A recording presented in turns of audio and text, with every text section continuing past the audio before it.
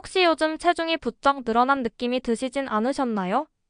특히 장마철이 시작된 이후 별다른 식사 변화도 없는데 체중이 2에서 3kg 이상 늘었다.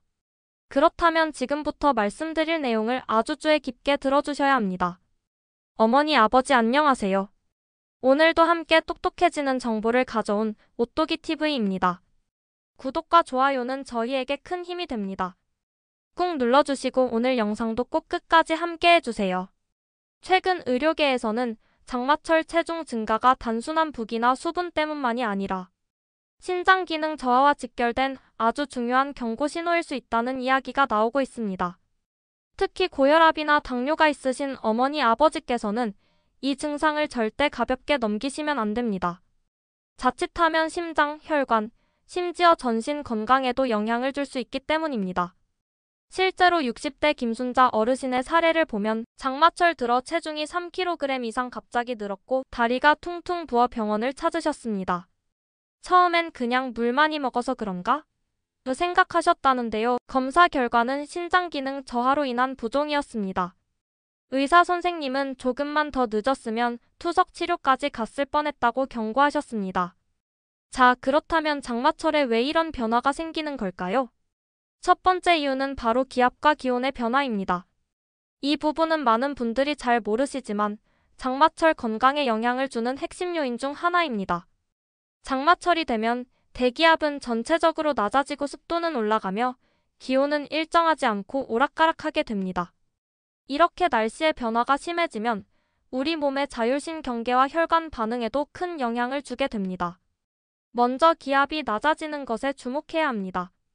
기압이 낮아지면 외부에서 우리 몸을 누르는 압력이 약해지기 때문에 상대적으로 혈관이 확장되고 특히 정맥과 림프관의 수축력도 약해지게 됩니다.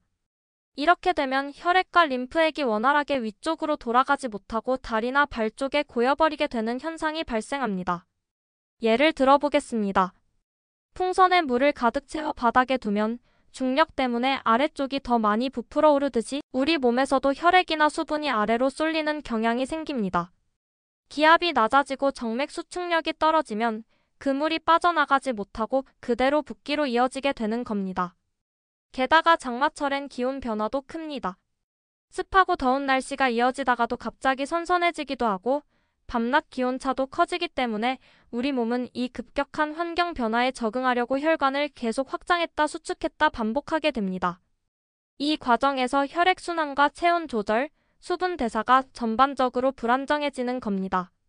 또한 높은 습도는 우리 몸의 피부호흡과 땀 배출을 방해합니다. 사실 땀을 흘리는 이유는 단지 더워서가 아니라 노폐물과 수분을 외부로 내보내기 위한 자연스러운 신장 보조작용입니다. 그런데 습도가 높으면 땀이 잘 증발되지 않기 때문에 우리 몸은 땀을 덜 만들고 대신 수분을 몸속에 머금게 되는 경향이 강해집니다. 이 역시 체중 증가로 연결되는 주요한 원인입니다. 특히 어머니, 아버지처럼 50대 이후에는 체내 수분 조절 능력이 2030대보다 떨어지기 때문에 외부 환경 변화에 더욱 민감하게 반응하게 됩니다. 신장이나 심장의 기능이 다소 저하된 상태라면 조금만 수분 균형이 어긋나도 금세 붓고 무기력하고 심지어 숨이 차는 증상까지 동반될 수 있습니다. 또 하나 중요한 요인은 나트륨 대사입니다. 장마철엔 입맛이 떨어지기 때문에 반대로 짜고 자극적인 음식을 더 많이 찾게 됩니다. 문제는 이 나트륨이 체내의 수분을 붙잡는 성질이 있다는 점입니다. 특히 기압이 낮은 상태에서는 혈관의 저항력도 약해져 나트륨이 혈관 밖으로 빠져나가기 쉬운 상태가 됩니다. 이때 수분도 함께 따라 빠지며 결국 조직 사이의 고여붓기와 체중 증가로 이어집니다. 쉽게 말하면 기압이 낮아진다, 혈관과 림프관이 확장된다, 순환이 느려진다, 수분과 노폐물이 고인다, 부종과 체중 증가로 나타난다. 이런 메커니즘으로 연결되는 겁니다. 게다가 이런 변화가 하루 이틀로 끝나는 것이 아니라 장마 기간 동안 지속되기 때문에 몸이 회복할 시간도 없이 점점 더 수분을 붙잡고 무겁고 부어오르는 상태로 빠지게 되는 거죠. 하지만 문제는 여기서 끝이 아닙니다. 이 수분이 단순한 부종이 아니라 신장이 제 역할을 못하고 있다는 신호일 수 있다는 겁니다. 신장은 하루 150리터 이상의 혈액을 걸러내며 그중 노폐물과 과잉 수분을 소변으로 배출하는 역할을 합니다. 그런데 장마철처럼 외부 습도와 온도 변화가 심할 때 몸은 탈수를 방지하려고 수분을 붙잡으려고 합니다. 이때 신장 기능이 약하신 분들은 이 조절이 잘 되지 않아서 체내에 물이 고이고 혈압도 높아지고 심하면 숨이 차는 증상까지 나타날 수 있습니다. 특히 이런 분들은 더 주의하셔야 합니다. 혹시 다음에 해당되시나요? 고혈압이나 당뇨 진단을 받으신 분, 평소 손발이 잘 붓는 분, 야간 요가 잦은 분, 아침에 일어나면 눈두덩이가 붓는 분, 최근 이유 없이 체중이 2kg 이상 늘어난 분, 이 중 2개 이상에 해당되신다면 지금이라도 신장 건강을 점검해 보셔야 합니다. 자, 이제부터가 정말 중요한 내용입니다. 많은 분들이 부종을 단순히 나이 들면 생기는 것 정도로 생각하시는데요. 이건 아주 위험한 오해입니다. 신장이 보내는 첫 번째 신호는 바로 부종입니다. 특히 장마철처럼 수분 대사가 어긋나기 쉬운 계절엔 신장의 부하가 커지면서 부종이 더 심하게 나타나게 되죠. 이때 무심코 짜게 드시면 상황은 더 악화됩니다. 염분이 체내에 더 많은 수분을 붙잡고 있기 때문입니다.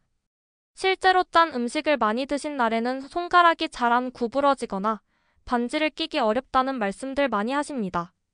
이것 또한 신장 이상을 알리는 조용한 경고입니다. 혹시 지금도 손발이 붓고 체중이 늘어난 상태이신가요? 그렇다면 꼭 기억하셔야 할 게 있습니다. 지금 이 상태를 방치하시면 단순한 붓기에서 끝나지 않습니다.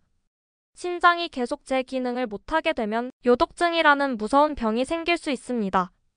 요독증이란 신장이 걸러내지 못한 노폐물이 혈액 속에 쌓여 온몸에 독소가 퍼지는 상태를 말하는데요. 피부가 가렵거나 식욕이 떨어지고 심하면 구토, 혼수 상태까지 갈 수 있는 무서운 상태입니다. 혹시 이런 증상들 느껴보신 적 있으신가요? 특별히 피곤하지도 않았는데 쉽게 숨이 찬다. 계단을 몇 칸만 올라가도 가슴이 뛴다. 이유 없이 식욕이 뚝 떨어졌다.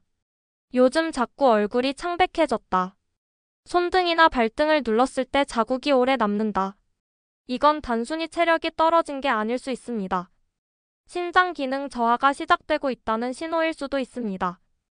요독증, 영어로는 이어리미어라고 부르는데요. 이건 신장 기능이 크게 떨어지면서 신장이 원래 해줘야 할 노폐물 배출 기능이 제대로 이루어지지 않아서 그 독소들이 혈액 속에 그대로 남아 전신으로 퍼지는 상태를 말합니다. 원래 우리 몸에서는 음식물에서 생기는 단백질, 염분, 칼륨 같은 물질들이 소변을 통해 밖으로 배출됩니다. 이 과정이 바로 신장의 역할입니다. 그런데 이 기능이 떨어지면 우리 몸은 말 그대로 자체 쓰레기장이 되는 거죠. 가장 먼저 나타나는 증상이 바로 피부 가려움증입니다. 특히 등을 긁고 또 긁어도 시원하지 않다. 밤에도 가려워서 잠을 설친다. 이런 경험 있으신가요? 이게 단순한 피부 문제로 끝나는 것이 아니라 혈액 속에 쌓인 요산과 요소 같은 물질들이 피부에 영향을 주기 때문입니다. 다음으로 흔하게 나타나는 증상이 식욕 저하입니다. 요즘 밥맛이 없어요. 먹으면 금방 더부룩하고 속이 미식거려요. 이런 말 나이 들어서 생기는 자연스러운 변화라고 생각하실 수 있지만 실제로는 신장 기능 저하의 전형적인 경고입니다. 혈중 노폐물이 뇌의 식욕 중추를 자극해 위장 기능까지 마비시키는 겁니다. 그리고 증상이 조금 더 진행되면 구토, 메스꺼움, 심하면 혼수 상태까지 갈 수 있습니다. 실제 사례 하나 말씀드릴게요. 서울의 한 종합병원에서 있었던 일입니다. 당뇨와 고혈압이 있던 70대 어르신 한 분이 장마철 이후 붓기가 심해지고 체중이 4kg 가까이 늘면서 병원에 오셨습니다. 처음엔 단순한 체중 증가라고 생각하셨지만 피부 가려움, 식욕 저하, 소화불량, 심한 피로감이 함께 나타나면서 검사를 해보니 요독증 초기 판정을 받았습니다. 혈액 검사에서는 BUN 혈중 요소 질소 수치가 50 이상으로 올라가 있었고 크레아티닌 수치도 정상의 2배 이상으로 높았습니다. 의사 선생님은 바로 입원을 권유했고 며칠만 더 늦었으면 투석을 시작해야 했을지도 모른다고 말씀하셨습니다. 이처럼 요독증은 증상이 애매하고 처음엔 별것 아닌 것처럼 느껴지기 때문에 조기 발견이 어렵고 그래서 더 위험합니다. 또 하나 중요한 점은 요독증이 단순히 신장에만 영향을 미치는 게 아니라는 겁니다. 독소가 혈액을 타고 온몸을 돌다 보니 심장, 폐, 뇌까지 영향을 줄 수 있습니다. 특히 고령층에서 요독증이 진행되면 신부전, 폐부종, 심하면 뇌기능 저하나 혼수 상태로도 이어질 수 있다는 연구 결과가 있습니다. 2022년 대한신장학회 자료에 따르면 만성심부전으로 인한 요독증 증세는 65세 이상 환자에서 사망률이 정상인 대비 3에서 4배 이상 높게 나타났다고 보고된 바 있습니다. 뿐만 아니라 요독증이 생기면 혈액 내 칼륨 농도가 급격히 상승하면서 부정맥, 심정지 같은 생명을 위협하는 문제도 동반될 수 있습니다. 그래서 요독증이 의심될 경우 응급실에서 가장 먼저 체크하는 것이 바로 혈중 칼륨 수치입니다. 의사들은 요독증을 조용한 죽음의 경고라고 표현하기도 합니다.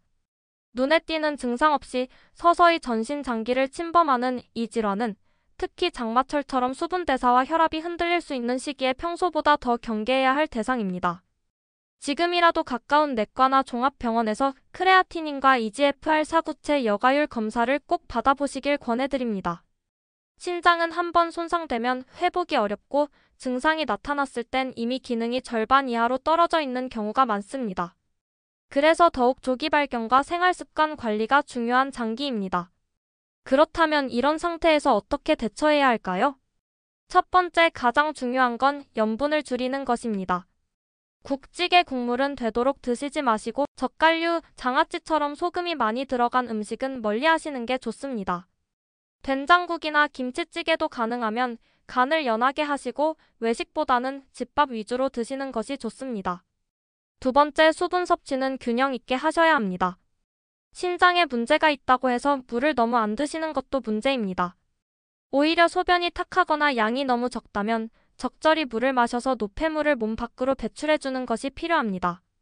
단, 하루 1.5리터 정도를 기준으로 조금씩 나눠서 드시는 것이 좋습니다. 한꺼번에 벌컥벌컥 마시는 건 피하셔야 합니다.